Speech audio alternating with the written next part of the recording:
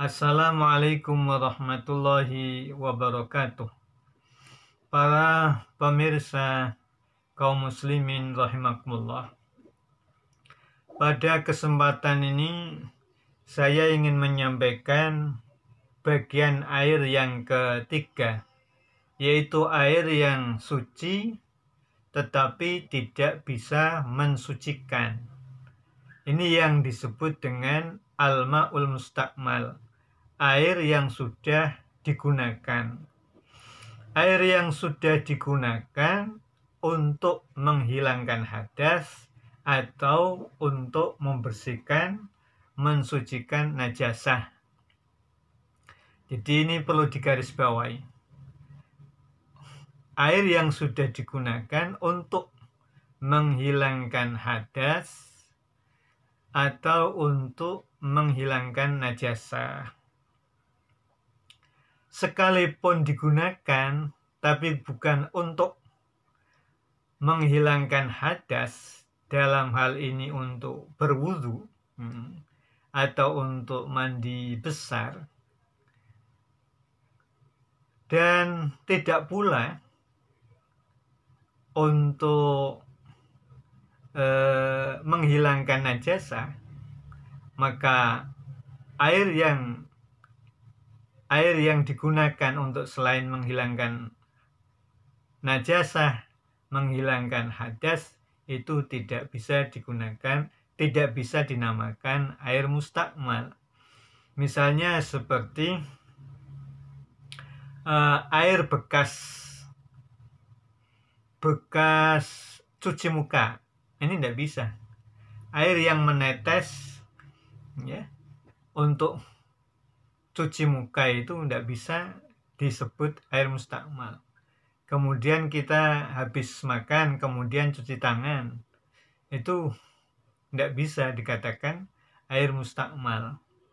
Kenapa? Karena cuci tangan habis makan itu tidak bermaksud untuk menghilangkan hadas, sekaligus tidak pula untuk menghilangkan najasah, karena yang kita makan itu bukan makanan yang mengandung najasah. Jadi sekali lagi bahwa air mustakmal itu air yang telah digunakan untuk menghilangkan hadas atau menghilangkan najasah. Lah, air itu dikatakan mustakmal manakala tidak mengalami perubahan warna, rasa, dan bau. Jadi air yang sudah kita gunakan untuk menghilangkan najasah itu bisa dikatakan mustakmal manakala tidak mengalami perubahan sifat-sifat air, yaitu warnanya, rasanya, dan baunya. Nah, ketika salah satu dari sifat air yang ada itu mengalami perubahan, itu tidak lagi mustakmal, tapi mutanajis. Jadi air itu menjadi mutanajis. Tidak lagi mustakmal, tetapi mutanajis. Kalau air tersebut bekas untuk membersihkan najasah. Yang dikatakan mustakmal itu manakala air tersebut kita gunakan telah berpisah dari badan. Artinya seperti kita wudhu ya. Kemudian tetesan air dari basuhan muka itu yang dikatakan mustakmal. Kalau masih melekat di pipi, di muka, itu belum mustakmal. Jadi sekali lagi bahwa yang dikatakan mustakmal itu air yang sudah digunakan untuk menghilangkan hadas, untuk mengangkat hadas. Sehingga basuhan kedua dan ketiga di dalam mandi gitu, atau di dalam wudhu itu tidak dikatakan air mustakmal. Kenapa? Karena basuhan kedua dan ketiga ini bukan kewajiban, bukan fardu. Jadi contohnya seperti membasuh muka dalam wudhu. Ini yang wajib itu, yang mengangkat hadas itu adalah basuhan yang pertama. Nah, basuhan pertama itu basuhan yang meratakan wajah. Itu namanya basuhan pertama. Basuhan pertama. Kalau basuhan kedua, kalau basuhan pertama itu ternyata belum sempurna, maka dibasuh lagi. Lah, basuhan yang kedua itu tidak dinamakan basuhan sunnah, tapi basuhan yang wajib, karena menyempurnakan pada bagian-bagian yang belum terkena air. Ketika telah sempurna rata airnya, ya, meratai wajah, mengenai wajah semua, itu baru dinamakan telah usai sebagai basuhan pertama, yaitu basuhan yang wajib. Basuhan yang kedua dan yang ketiga itu adalah sunnah. Oleh karena bekas atau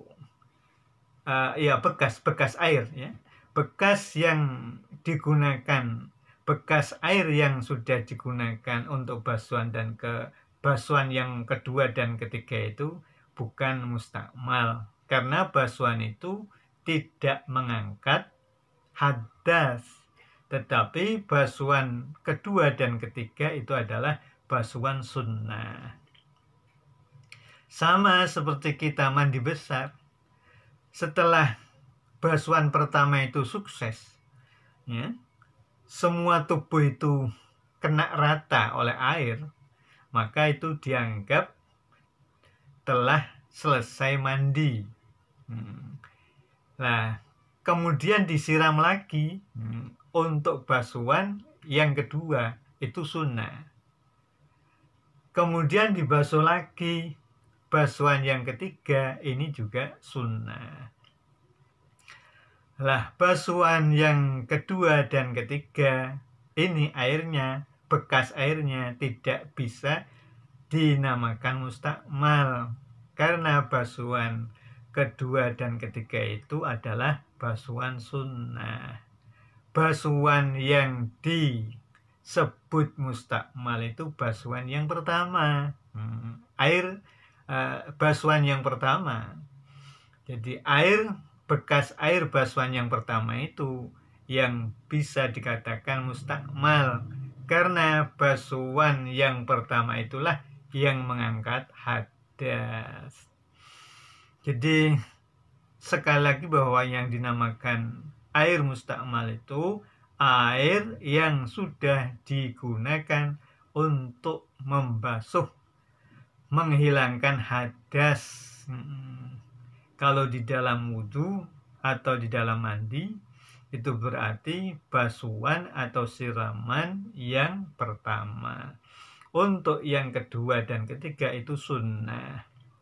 Oleh karena bekas airnya tidak dinamakan air mustakmal, sehingga air tersebut bisa digunakan untuk toharo. Sama seperti kita cuci tangan, ya, cuci tangan.